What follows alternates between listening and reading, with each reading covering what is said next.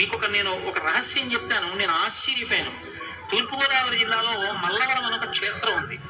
అక్కడ సుబ్రహ్మణ్యుడు, ప్రత్యక్ష సుబ్రహ్మణ్యుడు, ఇంతలా పాము కోనేటిలో స్నానం చేసి శివలింగాన్ని చుట్టుకుని ఉంటుంది.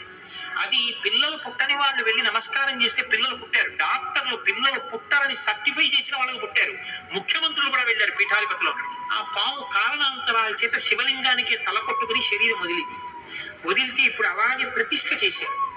అక్కడ నేను ఆశ్చర్యపోయింది ఏంటంటే, నాకు ఆ దేవస్థానం ధర్మకర్త ఆయన వచ్చి ఒకసారి ఒక మాట చెప్పారు. బిడ్డలు పుట్టరు అని డాక్టర్లు చెప్పేసినటువంటి వాళ్ళు సుబ్రహ్మణ్య షష్ఠి నాడు ఈ దేవాలయం వెనకాల పడుకుంటారు, వచ్చి బోర్లా పడుకుంటారు ఆడవాళ్ళు.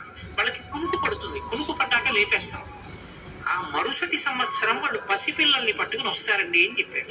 నాకు అపనమ్మకం కాదు, చూడాలనిపించి కాకినాడ నుంచి చాలా మందిని కలిసి సుబ్రహ్మణ్య భుజంగ స్తోత్రం చేశారు శంకర భగవత్పాదులు.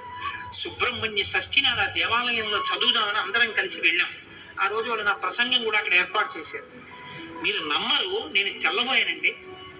ఎంతంత సంపన్న కుటుంబాల వాళ్ళు బిడ్డలు పుట్టరు అని బెంగ పెట్టుకున్న తల్లులు సంటి పిల్లలతో ఎంతో సంతోషంగా వచ్చి ఆయనకి నమస్కారం చేసుకుని, అబద్ధం కాదు, నేను ఎంతో మందిని అక్కడ అడిగాను, ఏమన్నా మీకు ఈయన వల్లనే కలిగిందా సంతానం అని.